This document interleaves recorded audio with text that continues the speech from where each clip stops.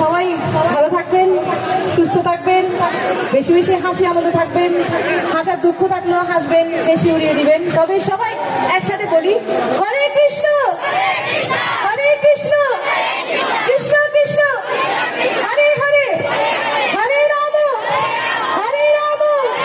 Ram Ram Hare Hare Vande Purushottam Vande Purushottam Vande Purushottam.